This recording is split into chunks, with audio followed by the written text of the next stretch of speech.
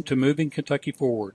I'm your host, Bruce Maples, and in this week's show, we're joined by Dr. Alexandra Owensby, a candidate for Congress in Kentucky's 4th District with an inspiring personal story who is not afraid of a challenge, and that includes taking on the incumbent, Thomas Massie. I really enjoyed getting to know her, and I bet you will too. It's Tuesday, September the 3rd, and time to move Kentucky forward. Let's get started.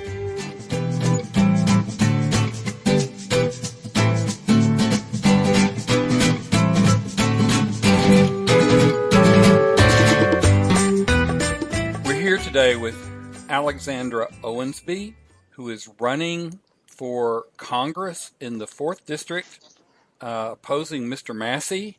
Welcome to Moving Kentucky Forward. Thank you. It's a pleasure to be talking to you. I'm fascinated when I looked at your website and your background and such. You made a point of noting that you didn't have any real experience in politics. Why jump right in at the congressional level? Did that seem like a big challenge, or what motivated you to start at that level? That's a great question. I think one of the things is just looking at the direction that the country in general is going. So, as you said, I don't have any real background in politics. I actually always thought that you had to be crazy to run for office. But then eventually I started watching the people that were supposed to be representing us, and a lot of them did seem crazy on many levels. And I'm like, this cannot be the best representation that we can get. So I started kind of talking to people around. I mean, especially in Kentucky, unfortunately, we don't have really great people at the federal level. I mean, we've got Mitch McConnell, we've got Rand Paul, we've got Thomas Massie. So I started talking to people in the Democratic Party and saying, hey, what does it take to get better representation? And one of the things that they told me is that, there's a lot of people that are really scared to go into politics because it does seem like such a big undertaking, right? I mean, it's very scary to go into it. Yeah. I talked to a lot of my friends that I thought would be amazing politicians in other states. And, one of them is a Hispanic lawyer down in Florida that I think would be an amazing representative. And I talked to her, and that was the number one thing that she said was, no way, like you would have to be crazy to go into politics. Do you know what they do to people that run for office? Right. And after hearing that over and over again, I realized that, I am the type of person that isn't afraid to take on a challenge. I mean, I got my doctoral degree as a single mom. Right. And worked myself through 3 different degrees as a full-time single mom. So I'm not afraid to take on a challenge. And I do think that, I've been through so many challenges that make me very well equipped to understand what regular people are going through. Yeah. Well, so what kind of response, have you already filed? You have already filed, right? I have filed, yeah. So I filed a couple months ago, and, that was kind of a big thing as to when's the right time to file. Right. But kind of what people in my inside circle, my kitchen cabinet told me was, you know what, if you're going to do it, you might as well do it early and get it out there. And, you don't need to be worried about people researching you because anything that's going to come out is going to come out anyway. Right. It's better for it to come out early if there's something that would exclude you from office, which, I don't think that there is. Hopefully there's not. But, so it seemed to make sense to go ahead and file early on. And since I don't have the big political background, there is quite a curve with learning how to do the whole process and meeting everybody in the party. Prior to January, I was registered as an independent. And so it is a huge, learning process with, right. Connecting with everybody. So have you looked into going to Emerge training? I have. Unfortunately, whenever I made the decision to run, I had just missed the Emerge training for this year. And I think next year I'm going to be too busy with campaigning to actually do it. Yeah. But it seems like an amazing program, and I would highly recommend anybody that's considering running for office to undergo it. I did go to actually a really great training sponsored by Elizabeth Warren called the Progressive Candidate Change Committee. Mm-hmm. So I went out to Charlotte for a weekend, and I spent a weekend out there, and that was a really great training for anybody that's new to politics to kind of help you realize how to represent people better and really, really all encompassing on the training.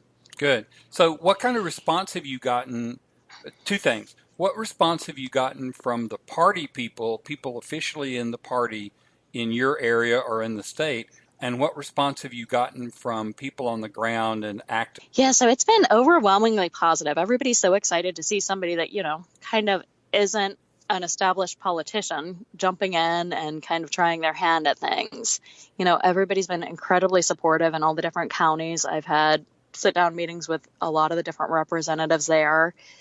They've been very great about saying anything that you need from us and, kind of sitting down and doing their own individual training sessions with me. So that's been unbelievably helpful and kind of connecting me with the people that I need to be connected with in order to be successful in the race. And then on the ground, I will say I do have a lot of Republican friends as well as a lot of Democratic friends.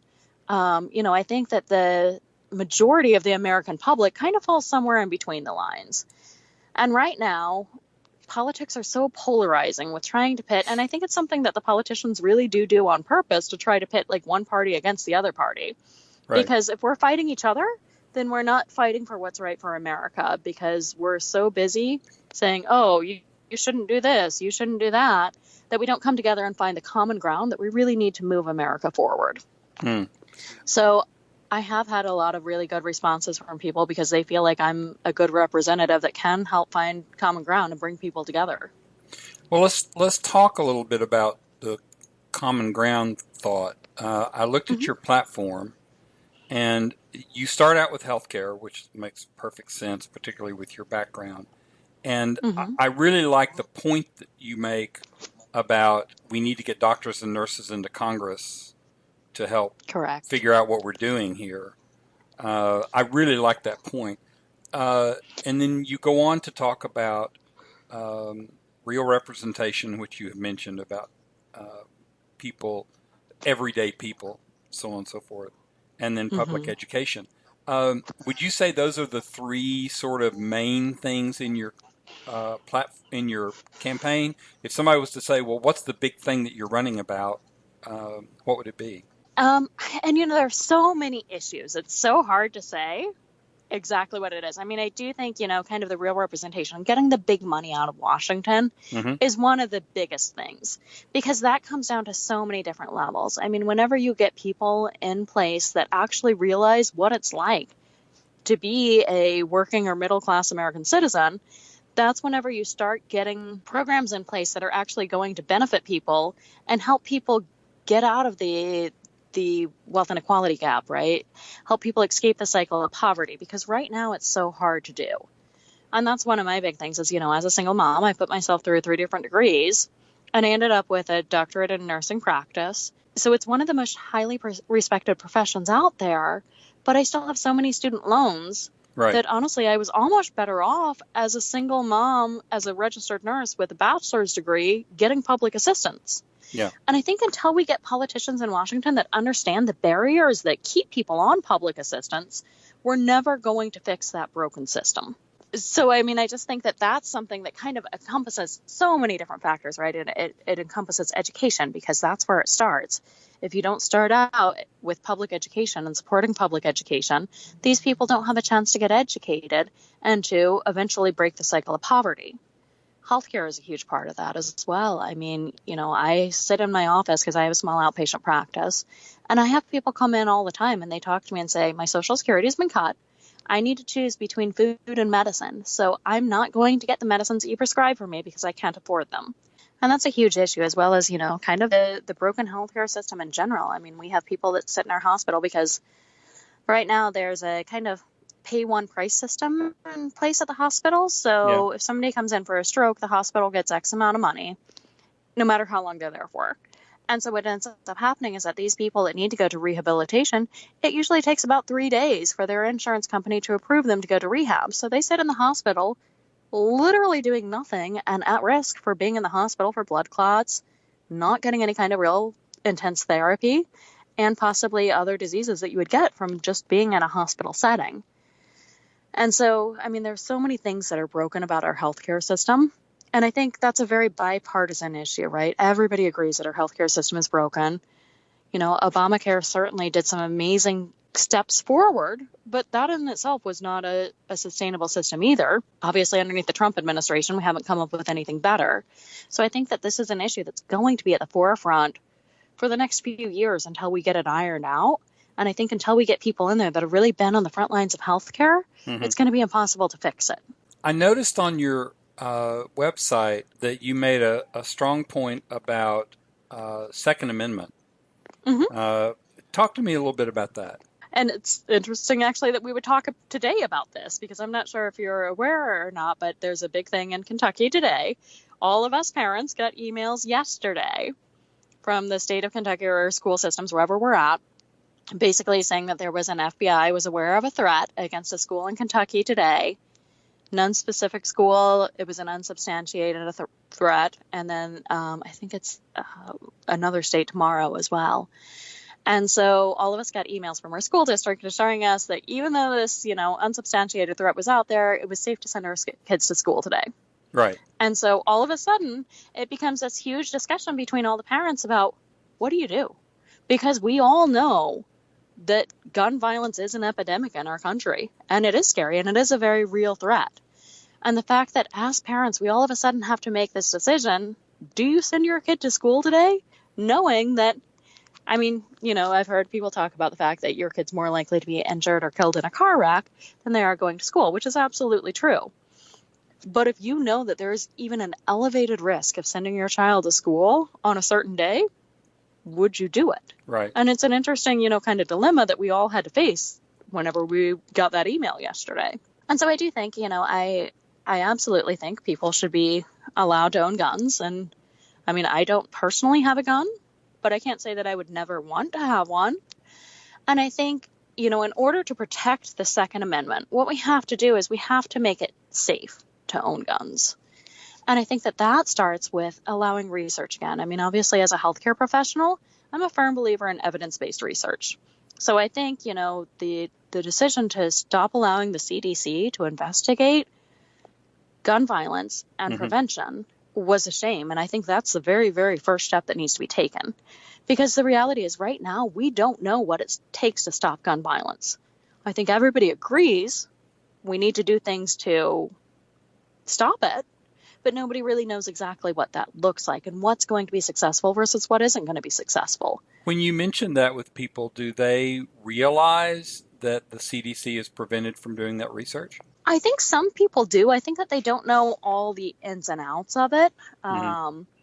And exactly what that, obviously the NRA made a very big stink about the fact that the research was being done. And it was all over a case that showed that if somebody had a gun in the home, it was more likely for a homicide to occur in that home. And again, this was very much showed, it was mainly the family members and intimate partners of the homeowner that were most likely to be affected by the home. So, of course, the NRA didn't like that. And that was where kind of everything came down from. But I think, the first step in fixing a problem is acknowledging that there's a problem and then delving into that type of research. So I think some people do realize that the research isn't being done, but I think that they feel like it was done by a biased organization and they don't understand that it was being done by a very independent organization. And that's what needs to continue happening. Okay. So you said you were an independent until recently. Have you gotten any grief about that? Or do you see that as actually a plus in terms of running? Well, I think particularly in the state of Kentucky, where we are a very purple state, I think that it is a plus because I think that, a lot of people realize that the politics have become so divided and it's become such a game of us versus them on both sides. And so I think, what we really need most is somebody that can bring us together. Because I think that especially over the last 4 years, the goal has almost been of politicians to try to figure out exactly what our differences are and really play on those differences and make people afraid of the other side. And so I think, especially in, like I said, the state of Kentucky, where we are very red in some areas, we're very blue in other areas. If you look at the voter demographics, it's about 50% Republican and 50% Democrat. Unfortunately, the Democrats haven't been showing up on a regular basis as they should be to the polls. And so that's been kind of affecting things. But I think that having somebody that can recognize that the other side isn't completely evil and that there is common ground between us. The vast majority of Americans do believe in universal background checks. The vast majority of Americans don't believe that kids should be in cages. But they do believe that there should be, possibly some tighter immigration control, because if we can't pay for the people that are currently in our country, it is difficult to say how many more people should we let in. But of course, we want to let people in that, need to be here and that are seeking asylum and that aren't safe in their own countries. So I think, the whole polarizing aspect of politics that it's become has been a huge problem for our country. If you were to, and obviously it's early days. I mean, we've got a governor's race to figure out first. Exactly. But if somebody were to say to you at their kitchen table or their front porch, what makes you different from Thomas Massie? Tell me some differences that would make me want to vote for you instead of him. What are 2 or 3 things you might list? I think there are a vast number of them. And I think, unfortunately, one of the number one things, and this is such a shame because he's got a master's from MIT. So you would think that he would be better about this. But, I mean, he almost promotes fake news. I mean, if you follow his Twitter feed, he publishes all of these studies to believe in, he really kind of believes in the dissolution of government to some extent. And so he publishes all of these fake studies that are opinion pieces, and he publishes them as scientific research when they really aren't. So I would say the number one thing is that I believe in science and I believe in scientific facts and not ignoring that science. I also believe in protecting the constituents. So, one of the big things that he's come out is that he wants to disband the Environmental Protection Agency. He absolutely has no interest whatsoever in looking into ways to reduce gun violence. He recently passed something, he tried to pass something about getting the FDA things cut down on raw milk and the passage of raw milk between state lines. So there's a number of areas where he just completely disregards science and the fact that these are things that are going to not only hurt Kentucky, but they're also going to have long-term consequences if they're not addressed. And like I said, the disbanding of the Environmental Protection Agency, if we allow corporations to just dump their waste wherever, that's going to take so much taxpayer money ultimately to clean up, which is what we're going to have to do. Because the corporations are going to take the way that's cheapest for them. They don't care about the environment. And so it's the protections that would be in place for average Kentuckians that I think he doesn't ever pay attention to, and I would. Let me ask you a couple of inside baseball questions. Since you announced, obviously I don't want raw numbers, but how has your fundraising been? It has been a little bit slow, which I think makes sense right now. Right now we have the governor's race, which is the most important priority, and it should be. So, obviously it doesn't make sense for me right now to do a bunch of huge fundraising efforts because I don't want to detract from the 2019 race, which is and should be at the forefront of everybody's minds right now. Because that, honestly, right now, that's the most important race to focus on. Mm-hmm. Because if we can win the governor's race in 2019, then we have a better chance of winning races in 2020. So right now it's a little bit slow, but it is still a fun, a learning curve with getting to know everybody. And then I think after November is whenever the real fundraising efforts will start. Sure.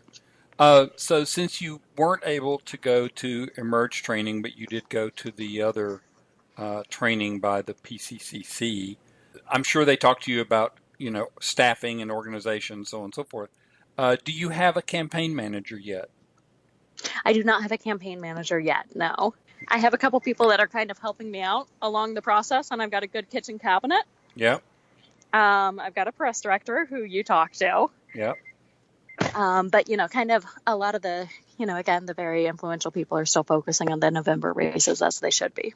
If you were going to tell people, I always ask this question, you're standing on my front porch and you've got 1 minute to tell me why I should vote for you. Why should I vote for you? So as a single mom and a nurse, I'm going to fight for protections for the working and the middle class citizens and for healthcare rights for everybody. Alexandra Owensby, thank you very much for talking with us. We wish you a lot of luck in your campaign. And once we get past November, we're going to want to talk with you again and see how it's going. Sounds great. Thanks so much for touching base with me. It's a pleasure talking to you. That was Dr. Alexandra Owensby running against Thomas Massie for the 4th District Congressional seat in 2020. You can learn more about her at her website, AMOWENSBY.com. That's AMOwensby.com. Or on Facebook at AMO for the People. I'm really looking forward to following her campaign, and once we get past the governor's race, we'll have her on again to see how the race is going. September is a membership drive month for us, so you'll be seeing and hearing a lot about becoming a paying member. A big thanks to the many people who have signed up over the past few months, because their support is what keeps us going. If you aren't already a member, please consider becoming one. The basic membership is just $3 a month, and that gets you unlimited access to all our regular content, plus a discount in our online store.